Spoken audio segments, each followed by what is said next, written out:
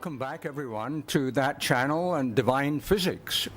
And I was pleased to discover on doing a Google search of the phrase divine physics that it's on the first position on the first page of Google, and with two other inserts. So we have three inserts on the first page of Google by Googling the term divine physics. And I know more and more people around the world are watching this and watching the archives. Out of several thousand customers of mine over the last 20 years now know about it, and I'm playing my role, and you are, and Gadi is, and that channel. We're playing our part in being the whistleblowers and the messengers of this information that belongs to humanity, and for too long and too many decades has been minimized and suppressed. Even Gariev, the Russian scientist, he was expelled from his university. So this kind of information is being suppressed. Even David Wilcock, I understand, has some threats against his life. Is that right? All the time. All the time? All the time. Well, there you are. So there is opposition against this. So please, all of you who are watching, try to pass the word around so that we build up a body of information like the 100th monkey effect, and we will carry the wave of the field and how it influences and how we all influence each other. At some points we want to go back a little bit, recapitulate on some of the earlier chapters, some very important things that we don't want to overlook, particularly things like the pyramids and the pineal. So with regard to the pineal, which is probably the most important organ of our body, it's a transducer, a radio TV receiver transmitter. I got a world-class artist to do a diagram of the pineal gland, the message that we want to give about the pineal and its importance. And this world-class artist is Josh Townsend. Josh Townsend did this, and it's depicting diagrammatically how inside the pineal there are these little cysts filled with silica, with calcite, calcium carbonate crystals, and they are photoluminescent, so that when these external energies, not necessarily electromagnetic, but when the field waves, the energies from the field, the non-Hertzian waves, give some information, it creates a picture within the cyst, which then can be seen three-dimensionally by the rods and cones that are looking inside into that inner three-dimensional TV picture. So that's a diagram of what we think is happening inside the pineal. And of course, also around the inner ear, there are the otoconia, which perhaps are doing the same thing to download acoustic information, words and ideas. And don't forget about the importance of the pyramids in one of the earlier chapters. Pyramid, the structure, when we pray, we create a pyramid, the power of shape to amplify and focus our energy to connect with the Akashic matrix. So today we're going to finish off with chapter 9 and go on to chapter 10. But there were some important things in chapter 9 that I wanted to recapitulate a little bit for you. Particularly the work of Dr. Popp, who found that ultraviolet light of 380 nanometers, which is just the beginning of the ultraviolet. And since we met last, I have ordered and now received 380 nanometer laser diodes that I want to use to create carrier waves to focus healing energy. And that healing energy can be used against many diseases, particularly tumors and cancer. So it's an important piece of information that I have learned and I've taken steps to implement. So I'll give you further information in the next two sessions about the power of 380 nanometers. Also, draw your attention to the work of Wilhelm Reich, a very diligent physicist who measured the absorption of DNA around 260 nanometers in the wavelength, in the ultraviolet wavelength. DNA is particularly absorbent, and we found that the 280 nanometer shifts one way or the other depending on the prevailing consciousness of people focusing on it, particularly those who are endowed with higher levels of capability. Remember also on page 174, the cancer patients who lost their rhythm, their biorhythm, and their coherence can be brought back into coherence. The work of Kazna Chayev, who had 2 sealed cultures, and he infected one, and the one infected culture was able to transmit that infected information to the other culture, provided there was no barrier such as glass in between. So there's a field that is transmitted from one to the other. So this tells us that there not only is there good energy in the universe, but there is pathological energy can be transmitted, not only from a culture to another, but perhaps from one person to another. So it gives us evidence to believe that we should be shielding ourselves from noxious energies from others. And then on page 176, the work of Garyayev, the diligent Russian researcher who was able to project healing information to recover damaged organs. So this has great implications for treatment and therapy of injured organs such as the pancreas, particularly he worked with. So that has implications for treating diabetes. And then the work of, page 179, how eggs, older eggs and younger eggs were transmitting information to each other. Insects transmit biophotons to each other for healing and for nutrition. I would recommend any of you who want to work on advancing your capabilities, go to heartmath.com and do some work with the HeartMath software. Train yourself through biofeedback to become more able to get into the zone. Is there any other topics that we should be covering? Teeth, was he able to regrow teeth as well? That's right. By shining a 380 nanometer wavelength, which is a carrier for healing information, he was able to grow teeth or stimulate the growth of teeth in an adult woman. So there's another important implication. On page 181, I want to mention the work of a colleague and friend of mine, Dr. Daniel Benor, who has done great work in publishing several books on the studies of spiritual healing. On 191 studies, he found that 64% of the studies of healing and prayer gave positive results. For example, Tibetan monks who claim that they can harness the waves of energy of the universe through mental concentration are able to change matter, change DNA, and very rapidly, within a matter of 20 minutes, shrink a tumor of the bladder. We should show that video next time. Absolutely. The tumor of the bladder shrinking down visibly on our ultrasonic fluoroscopy. It's nothing short of miraculous. Yeah.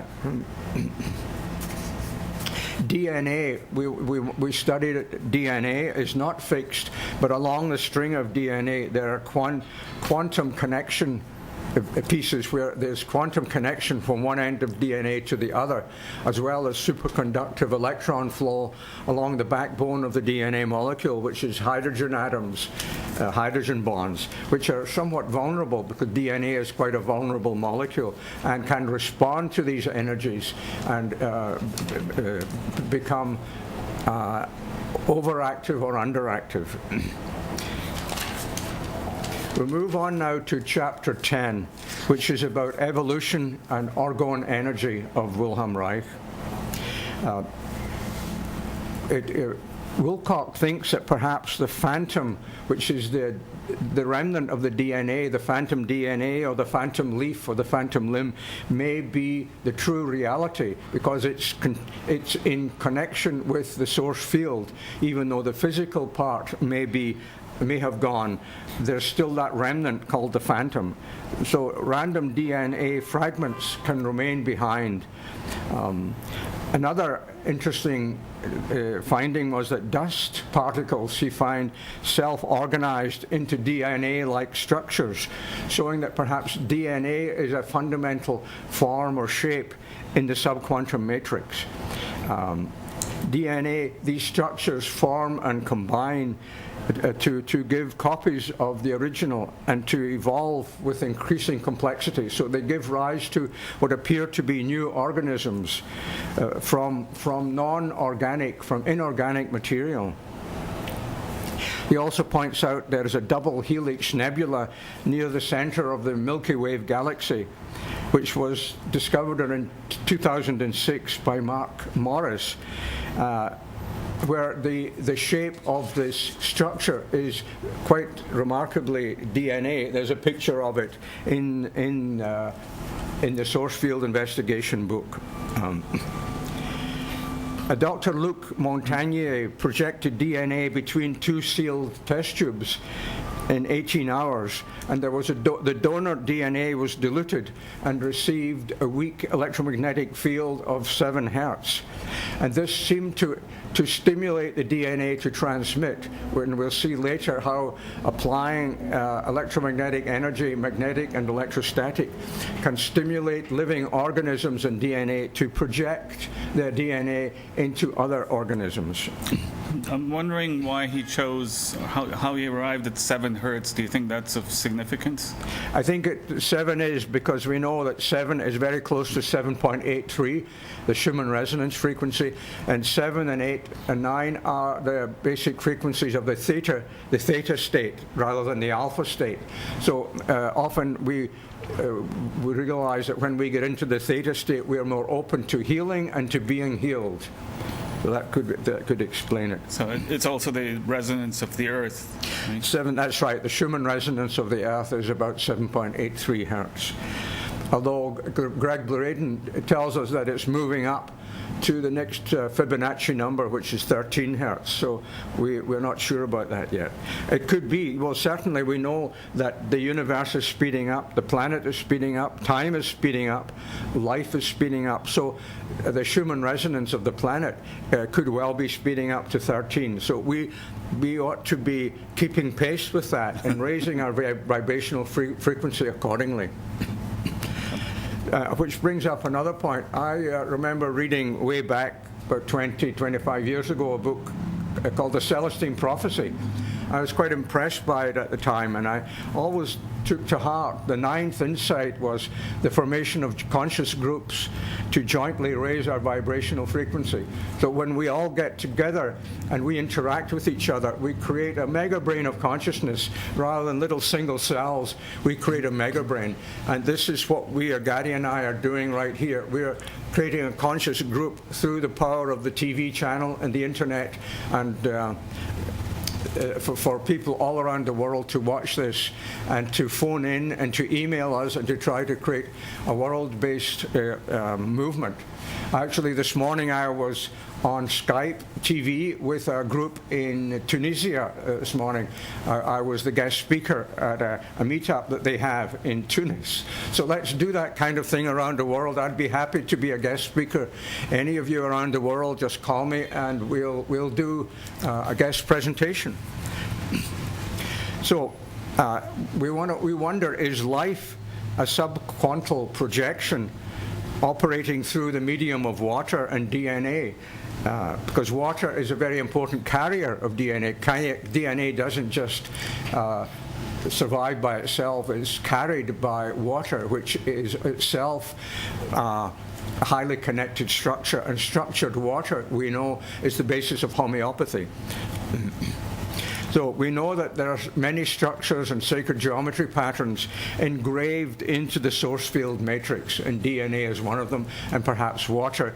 As we know from Emoto's work, the structure of water is a kind of sacred symbology. talking about evolution now, the evolution of bacteria.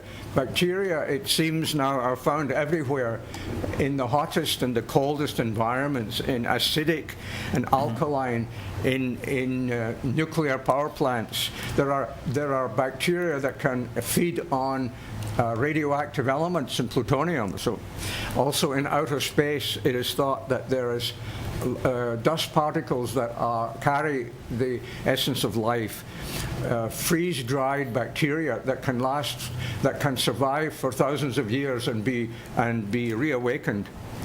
It's thought that the earliest life on Earth was a yeast organism around 3.8 billion years ago.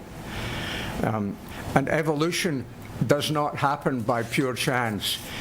Certainly, survival of the fittest, which is our Darwinian theory, sometimes is the explanation, but for the most part, randomness and chance is not a sufficient explanation for the complexity that we see around us, and also for the evidence where there are sudden, abrupt changes in evolution. Suddenly, a new pattern appears that does not go through graduated levels of development through lifetime after lifetime. For example, sorry, wouldn't this what you call a quantum leap?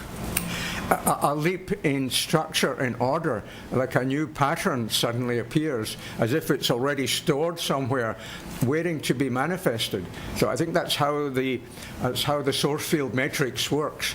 There are these patterns waiting to be manifest, and when their time has come, they erupt forward and create someone with 6 fingers on each hand instead of 5, and that's not uncommon. These so-called genetic abnormalities, it suddenly people with 6 fingers on each hand appears, or people with webbed toes. They don't go through generation after generation of gradual evolving. I think David Wilcock even talks about the evolution from the monkey, whatever monkey it was, from the Neanderthal man to our species. I don't think there's actually a record of a smooth transition. That's right. There has really not been found the graduated evidence of the missing links, missing link after link after link. No, there are sudden appearances of a new species. So it's not quite the Darwinian explanation.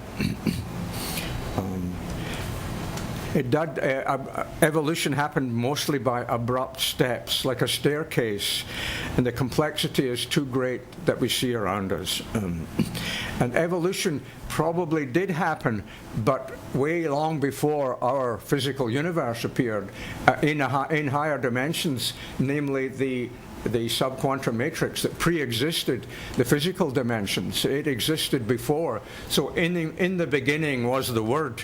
To quote Genesis, in the beginning was pure information residing in the subquantum matrix. And then the Big Bang came along to manifest that information that we now see around us. But it existed long before the physical universe was available. So that's sort of way back to minus infinity, and it presumably will go on to plus infinity of continued evolution. And then the question arises, why has life been formed? Why we, with our unique capabilities, why we have been formed to have freedom of choice, to create new order rapidly and abruptly out of our genius and intelligence that we get from the subquantum matrix. Like, where did Einstein get his ideas from? Where did Mozart get his music? These came from the subquantum matrix, or with Tesla, waiting for someone with the right brain to manifest. In the case of Tesla, for example, he was a savant as a result of brain injury from his teenage years. So many savants are unique people who are able to channel into and used by the subquantum matrix to manifest the hidden order that's waiting there. In Antarctic, there are bacteria that are 10 million years old, frozen, that they were resuscitated. Living bacteria were found within crystals 34,000 years old. They seem to remain in hibernation, but they were revived and survived normally to reproduce. So it shows that these primitive, so-called primitive forms of life can survive and be resuscitated and give rise to the order that we see around us. Moving on, I think closely we're going to have a break in about 5 minutes. So. Sir Fred Hoyle, the great astronomer, concluded that intergalactic dust within and around the galaxies is freeze-dried bacteria that has a hard outer shell and a soft interior and a hollow inside. Bacteria are everywhere and can appear spontaneously in inorganic matter, so it's not like they've been around forever. The evidence is that they can appear even in silica, which is silicon dioxide, can give rise to bacterial type of organisms. In 1837, way back then, Andrew Cross electrified silica crystals, and after 26 days, insect-like organisms appeared and had 6 and 8 legs and moved independently. This is incredible, and no one knows about this. And Michael Faraday, the famous scientist, repeated the experiment. So this was well known back in the mid-1800s. So why don't we know about it nowadays? Is this an ability that before that was only a godlike ability? Well, electricity was only available then at the beginning of the 1800s, and they had, Wimshurst machines and Van de Graaff generators available. So they were able to produce very high electrostatic fields, and presumably that's what did that do? It probably engaged the subquantum matrix to enforce pattern of life onto inorganic material. So you don't have to have organic material for life forms. And that ability was probably always there. Maybe lightning throughout history, it's an electrostatic pulse, so maybe lightning could do the same thing. So to be clear, this experiment has created life out of practically nothing. Out of inorganic material, just silicon and oxygen. Silica is silicon dioxide, and that was electrified back in 1837. This is on page 189 of the book that we're going through, the source field investigations. Yeah. Also, I'd remind you that David Wilcock has done a great job on this book, very diligently and at great risk to his own life. But not only that, he has prepared for us audio recordings that you can get on MP3 that Gaddy and I listened to as part of our preparation for this program. We listen and watch and read each chapter about 4 times to be able to deliver it to you in this form, to make it easier for you, so you don't have to go through all of the reading process, or to give you an appetizer for deeper reading and to pass on the information. Now, page 190 comes to a great scientist close to my heart, is Wilhelm Reich, who was the father of orgon energy. And Wilhelm Reich apparently was doing similar research, only he didn't realize what it was. He called it by a different name. He called it orgon energy, a non-electromagnetic field that fills all of the universe and pulsates and is attracted to water, and it can be stored in an orgon accumulator. So it's the basis of orgon therapy. And Wilhelm Reich did a lot of body-oriented therapies where he found that there were 7 layers of body armoring, where layer by layer you peel off a layer of the onion to get down to the fundamental level of authenticity of a human being. So he was a great psychiatrist who discovered this kind of energy. Was he a student of Freud? He was around that time. I believe he was hang around with Freud and Jung and people like that. But like Jung, he went his own way, and didn't follow Freud. Reich's orgon accumulators heal wounds and burns faster, and they've decreased shock, people in a state of shock with injuries and sudden accidents. And he had also promoted the growth of seeds. Reich also was an inventor of the cloud buster. He was able to focus some of that orgon energy up into the clouds and create rain, if we wanted to, or dissipate the clouds.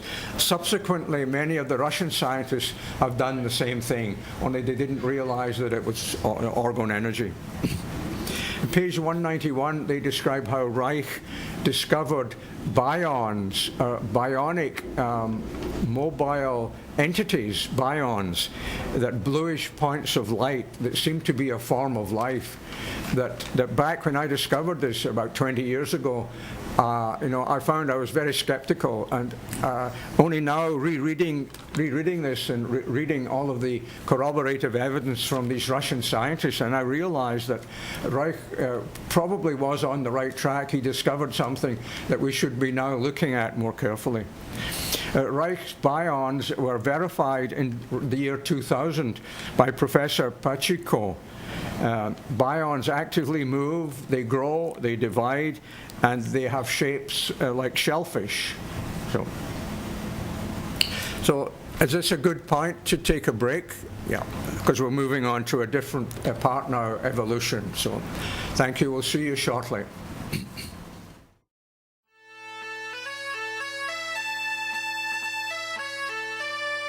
My name is John Stewart, President of Biophysica, Inc., and a biomedical engineer.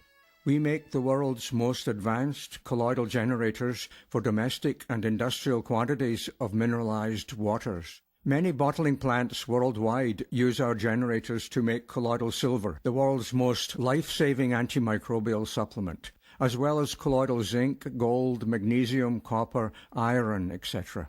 Biophysica advanced generators produce the smallest nanomolecules to ensure potency against the smallest, most vicious viruses. A Biophysica colloidal generator will give your family the best quality colloidal silver for many years, quickly, cheaply, and easily. Contact us at biophysica.com or call us at 416-636-5804.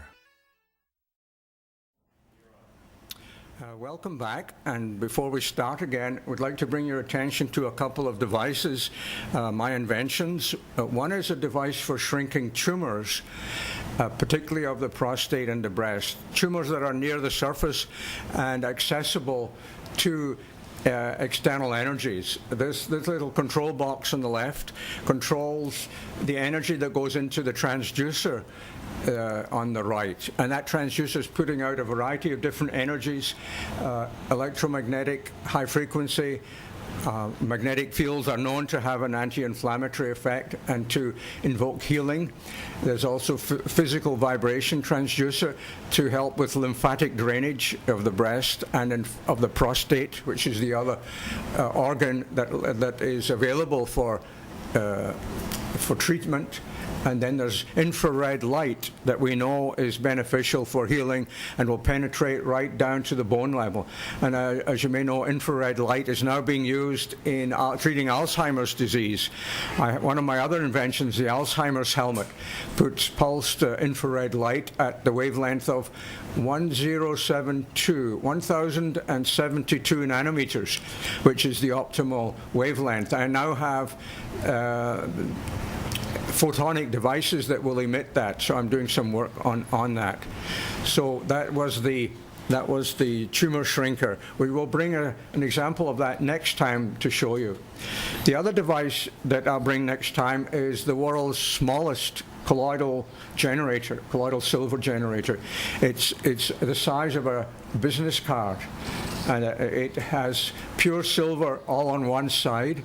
It's 2 inches by 3 inches, 2.5 inches by 3 inches, and on the other side is a neutral plated copper surface. So you have the anode, which is the silver, and the anode emits the atoms that go into the water. And as you move this credit card device generator in your glass or a juice, it will kill most of the bacteria in the juice, and also has an ultraviolet light to help additionally. So we're going to move on now to continuing with chapter 10. We should be able to finish that today. As we said already, evolution did not follow the laws of Darwin, of survival of the fittest and randomness, because randomness, all you get from randomness averages out to 0. So there's no inherent order in randomness. But there is in chaos. Chaos is the combination of randomness and order. And that's what seems to be in the subquantum matrix. So out of that chaos comes order. And the order is anti-entropic. Randomness is entropy. And we are anti-entropic devices created by the universe to accelerate the manifestation of order. That's namely art, music, love. That's the highest level of order. Complex life forms formed too quickly and suddenly around 600 million years ago, according to the archaeological records. Fossil evidence is lacking of any gradual stages in evolution, no incremental transitions. Fossil evidence reveals abrupt leaps in evolution and the sudden appearance of new species. And there have been repeated cycles of spontaneous upgrades every 26 million years and every 62 million years, as if those are magic numbers, every 26 million years and 62. And these turn out to be astronomically significant. I'll explain later. This coincides with movement of our solar system above and below the plane of our galaxy, seems to have an effect every 26 and 62 million years, resulting in differences in exposure to cosmic rays. So cosmic rays themselves are manifestations of the subquantum matrix. They too are carriers of life-giving information that comes to all of the galaxies of the universe. DNA can be reprogrammed with coherent ultraviolet light around 380 nanometers. And I now have such devices that I've received, 380 nanometer laser type photon emitters that will be carriers for me to take images, benign, healthy images, and project them onto unhealthy tissue or onto tumors to create healing where healing is desired. It seems that many creatures have similar DNA. Our DNA is very similar to many other species like dolphins, rats, mice, chickens, dogs, fish, and we humans all have an almost similar DNA. So the information of life is not totally within DNA. DNA is a carrier.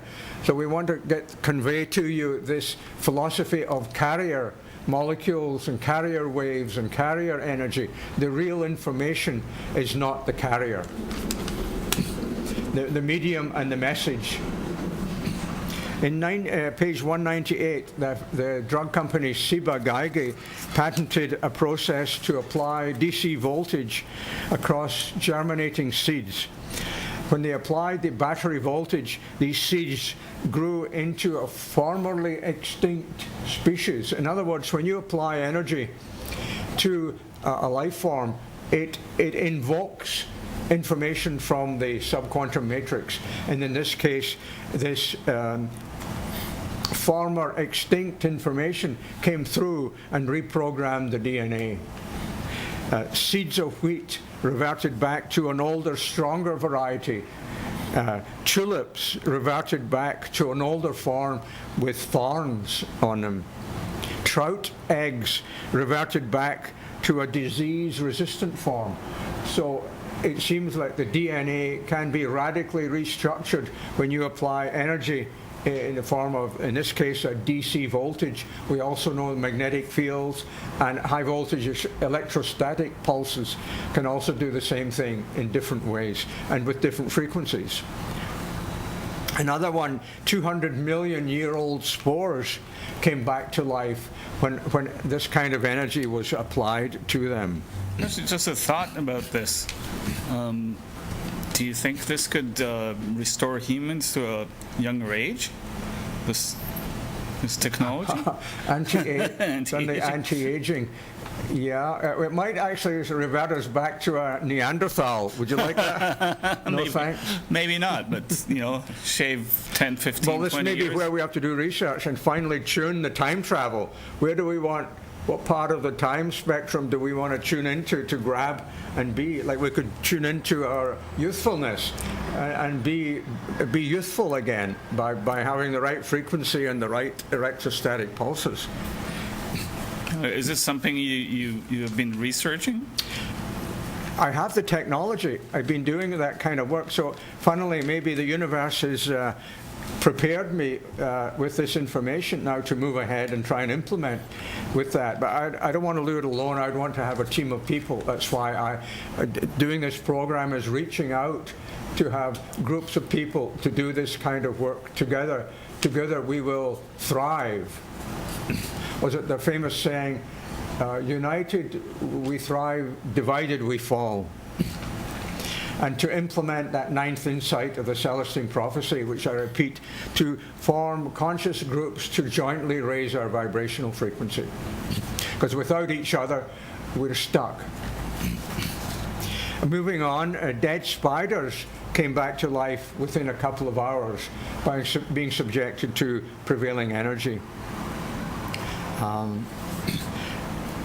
Some creatures seem to be able to restructure and rearrange their DNA without apparent external energies. For example, a parasite, the trypanosome, was able to rearrange its DNA for better survival and to correct a damaging mutation or to replace missing genes. And many species have known to be able to do that. The Drosophila fruit fly, particularly, was able to do that. Drosophila was resistant to any kind of energy form. It always remained stably the same. So some species are vulnerable or open to changing. Other species are not. They are fixed at that level.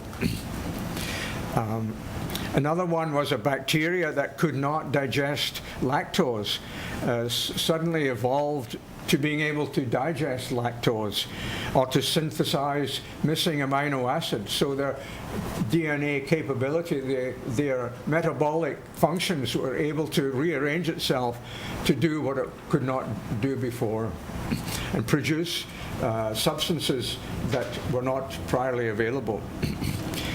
Page 202, some lizards, after 36 years, developed new structures based on prevailing conditions, available food and drought, and developed certain incisor teeth and jaws suitable for the prevailing terrain in the case of drought or other. Only in 36 years could the species change its physical shapes.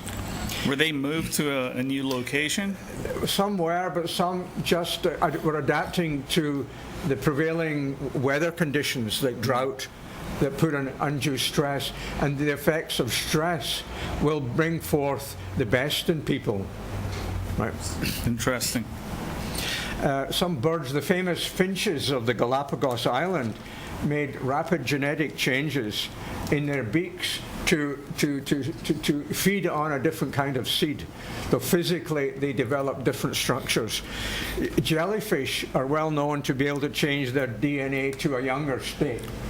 So here we have, if we could learn how jellyfish do it, then we could have some answers for anti-aging. What would be the reason for them to be so flexible? Jellyfish, well, for survivability. A younger state, they have a better immune system, they can reproduce more easily. That'd be quite handy, huh? It would be. Fish, another discovery, fish on the Antarctic and fish on the Arctic both developed simultaneously identical antifreeze proteins against the cold. So how could they separated on two opposite sides of the planet, where there was no ability for them to pass through the equatorial regions where they would die. They wouldn't survive the high temperature.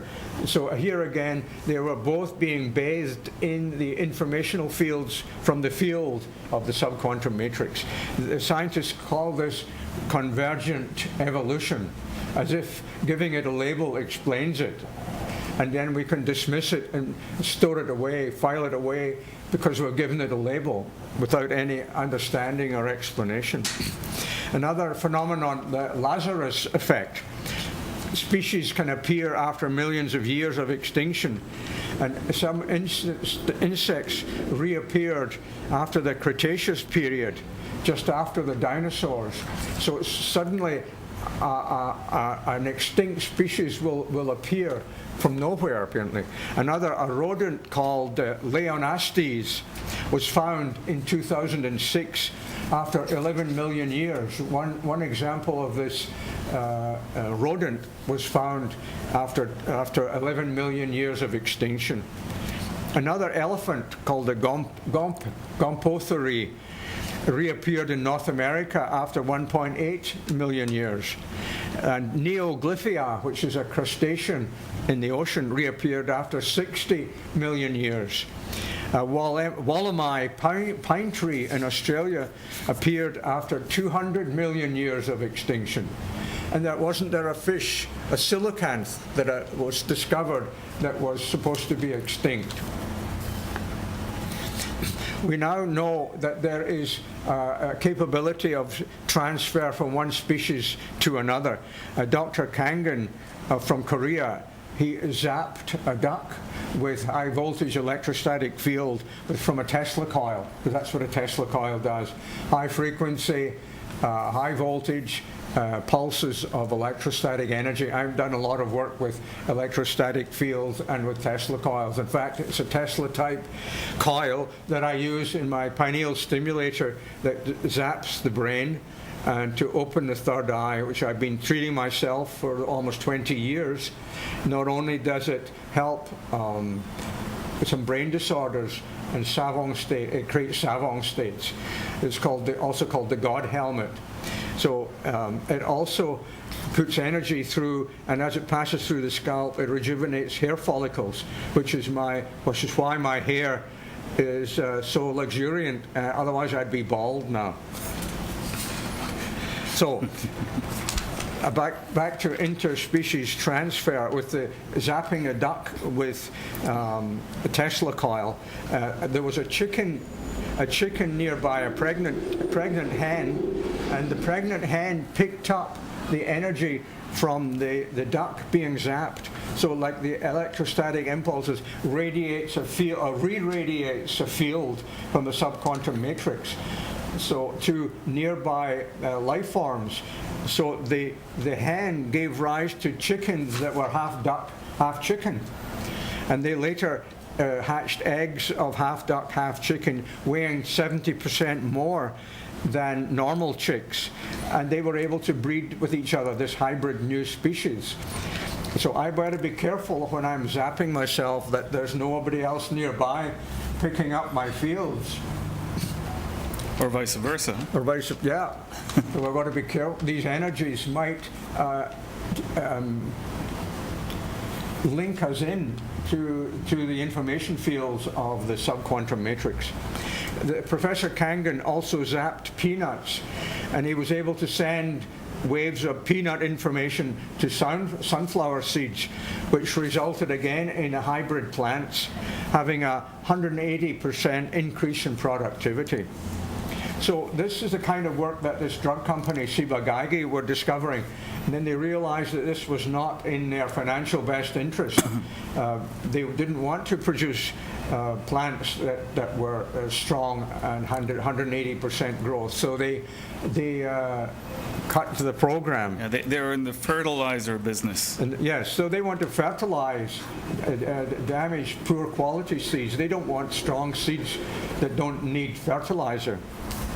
So consequently, for that and other reasons of suppression, a lot of this information has been extinct until now. So our job and role is to create a tsunami of information to travel around the globe, around the galaxy. I also wanted to mention, I'm not sure if this is something that we passed by or not, but from what I understand, there's 250 species that exist on both poles and are identical. And there's no way that the information could pass through the equator. So 250 separate species that have an identical on each side of the pole, or the globe, on each pole. That's right. They have evolved what's called a convergent evolution. They have both been subjected to the same evolutionary information, which is manifest in two different separated locations. So that tells us a lot about, it's further evidence for the source field. Oh, I also should remind you of the other field books. Lynn McTaggart's book, The Field, which is a lot more easy to read. I did a workshop with her many years ago. Her book, The Field and Intention Experiment, are a lot easier to read and are good precursors for reading David Wilcock's book. Can I mention a book as well? Please, yeah. The Biology of Belief by Dr. Bruce Lipton, who also uses the concept of the field, kind of the same way it's explained in this book. Yes, and I think that we want to create a worldwide movement of field experts and to work with David Wilcock, who's, as I say, is merely a messenger and a whistleblower to say, why has this stuff been dormant? Why all the work of these great Russian scientists been suppressed for all these decades? It's about time that we start learning from it and using it. Okay, let's move on because we don't have much time left. Page 207, Dr. Egina, who was a student of Marconi. Page 207, Marconi, by the way, stole the invention of radio from Tesla. Tesla won his case in court against Marconi, but only after he was dead. So, Egina used solar energy to rejuvenate diseased cells, to purify food, and to neutralize earthquakes. Now, trouble with solar energy, it is largely incoherent, unlike a laser. Although I'm sure that solar energy and light from the stars are also carriers of the subquantum information. So, obviously, solar information, despite its entropy and randomness, is still a carrier of life-giving information, maybe of a different kind. Egina used a magnetic field oscillator to open up clouds, similar to what Wilhelm Reich had done, and to change the substance of matter. And he was able to change an apricot tree to an apple tree after 16 days. Exactly how he did that, I'm not sure, but it was with a magnetic field oscillator. So we can use magnetic fields, DC current, and electrostatic pulses, all of which I've been experimenting with. Now, Egina's magnetic field oscillator changed the tail of a rat into the tail of a cat in 4 days. And he was able to repair fractured bones and to heal cancer cells by changing their vibratory rate. Well, we know from 25 years ago, the early magnetic field studies on bone, the first magnetic field work with Bassett and others was on healing bone fractures. So we've known that. We thought it was just the magnetic field. We didn't realize then that it's the information carried by the magnetic field that creates a hotline to the subquantum matrix. Moving on, people living in close proximity, like couples and people living together, after 25 years develop similar facial features. And research studies have been done at different universities to show that this, in fact, the case. Groups of people can recognize a similarity between people who have lived together for 25 years. So here again, they're both tapping into the subquantum matrix and both cross-influencing each other's. Moving on to the work of Gary Ioff, page 209, Transformation of Species. Gary Ioff used a green laser focused on salamander cells and reflected it. Eggs. onto frogs' eggs, to frog eggs, which transformed to salamander. So he was able to transform the frog eggs to salamander eggs. So that's showing that evolution can change abruptly when you have a prevailing energy acting upon it. So this could easily be happening over thousands of years of evolution. Thus, evolution can be spontaneous and occur in bursts. And we think that the whole galaxy contains the source code for life. And the sun and the solar system is part of a life-giving mechanism. Something important, a new idea, evolution is speeding up, and as we'll see in the next chapter about time, that time is not only speeding up, but speeding up and speeding down in abrupt transitions. Evolution is not a smooth linear process, but is characterized by staircase steps in different directions, back and forward, with extinction and then recovery. Another one that's IQ, intelligence scores are increasing by 3 points every decade. So every 10 years, the average of the population is increasing. So what was 100 IQ, the average of the population, is no longer. That's now the level of dummies. Now we have moved forward to much higher than maybe 120 or more is the average of IQ. The best test measure of IQ is not mathematical ability, but a function called abstract non-verbal patterns. Non-verbal patterns that are of an abstract nature, your ability to project meaning. So ability to create and project meaning is a high level of intellectual functioning. And recognize. And to recognize. Remember that there are many intelligences in many dimensions. We know about emotional intelligence, physical intelligence, intellectual, mathematical, musical intelligence, sexual intelligence, all of those intelligence that gives us superior capabilities in each of these separate dimensions. It seems like this gives credence to art, really, to artistic ability and to connecting with art rather than with the more precise sciences and mathematics. Yeah, artistic intelligence. Is that what you mean in musical? Yeah. Musical intelligence, yes. Well, recognizing patterns. That's right, is a great form of higher intelligence, yes. And as we know, patterns and shapes drive the subquantum matrix. That, as I told you about the boy, Daniel Tammet, who was getting the next number of pi. He was able to recite pi to 25,500 decimal places. He was getting the next number in the form of shapes that would come to him as he walked through a landscape of shapes in his mind's eye. Maybe in his pineal, he was getting shape forms being projected there. And read his book, Daniel Tammet's Born on a Blue Day. He has a website. Very insightful young man. Even animal intelligence is accelerating. Orangutans now are having abilities they didn't have before, like swimming. And how about bacteria, viruses?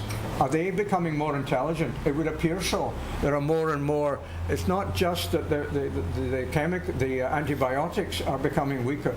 The bacteria and the viruses are becoming more intelligent. They are highly intelligent organisms. Look at viruses in that tiny compact form of maybe 100 nanometers. You have intelligence of billions of years of evolution, and they are undoubtedly evolving faster.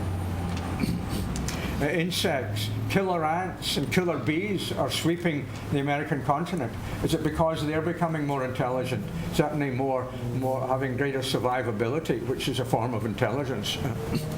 Also, the placebo effect is becoming greater. It's increased by 200%, such that many drug companies now cannot use a placebo effect. The placebo effect is stronger than their antidepressants very often, particularly things like Prozac would not now gain approval if it was set against the placebos of today. So drug companies are finding that many of the antibiotics and antidepressants and antipsychotics have no match against placebo.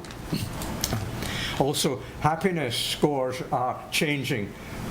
Happiness used to be spread out from extremely happy people and extremely unhappy people. Now we're just in a level of average miserableness.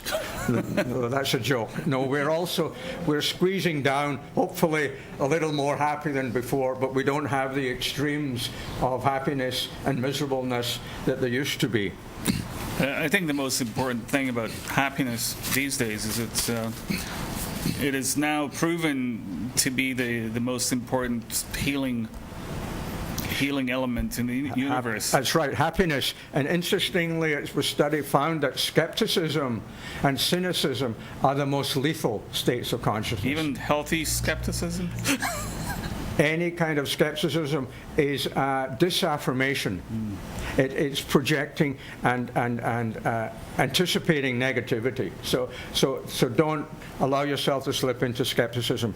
I have to excuse myself for creating a joke there. Scotsmen don't usually create jokes.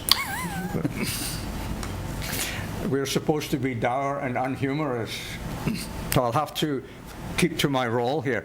Page 213, and we're almost finished. The sudden jumps in evolution, as I say, happened around 26,000 and 50,000 years ago, when suddenly Stone Age people suddenly started making musical instruments and art forms, drawing and making needles, carving bones and jewelry, and creating religious art.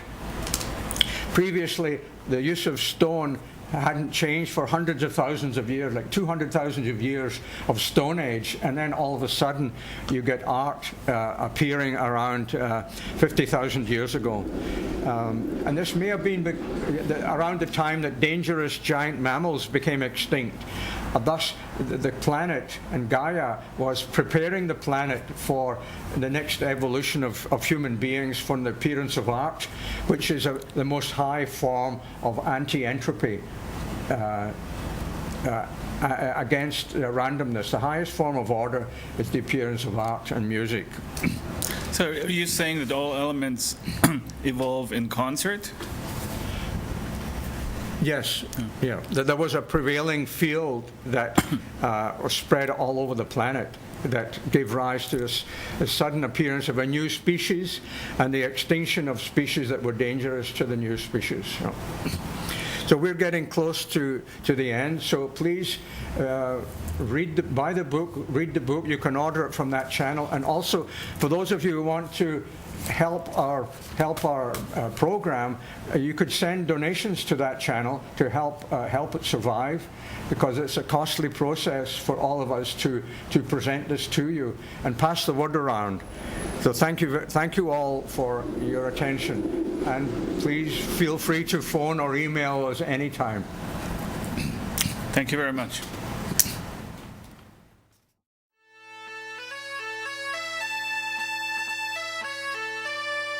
My name is John Stewart, President of Biophysica, Inc., and a biomedical engineer. We make the world's most advanced colloidal generators for domestic and industrial quantities of mineralized waters. Many bottling plants worldwide use our generators to make colloidal silver, the world's most life-saving antimicrobial supplement, as well as colloidal zinc, gold, magnesium, copper, iron, etc. Biophysica advanced generators produce the smallest nanomolecules to ensure potency against the smallest, most vicious viruses. A Biophysica colloidal generator will give your family the best quality colloidal silver for many years, quickly, cheaply, and easily. Contact us at biophysica.com or call us at 416-636-5804.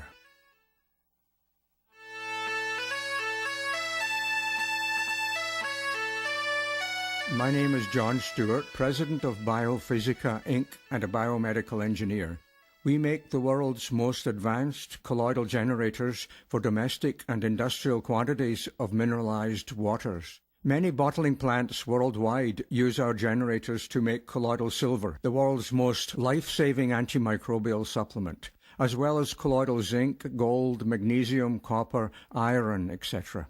Biophysica advanced generators produce the smallest nanomolecules to ensure potency against the smallest, most vicious viruses. A Biophysica colloidal generator will give your family the best quality colloidal silver for many years, quickly, cheaply, and easily. Contact us at biophysica.com or call us at 416-636-5804.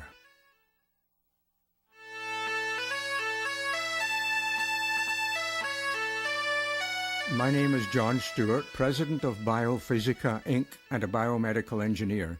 We make the world's most advanced colloidal generators for domestic and industrial quantities of mineralized waters. Many bottling plants worldwide use our generators to make colloidal silver, the world's most life-saving antimicrobial supplement, as well as colloidal zinc, gold, magnesium, copper, iron, etc. Biophysica advanced generators produce the smallest nanomolecules to ensure potency against the smallest, most vicious viruses. A Biophysica colloidal generator will give your family the best quality colloidal silver for many years, quickly, cheaply, and easily. Contact us at biophysica.com or call us at 416-636-5804.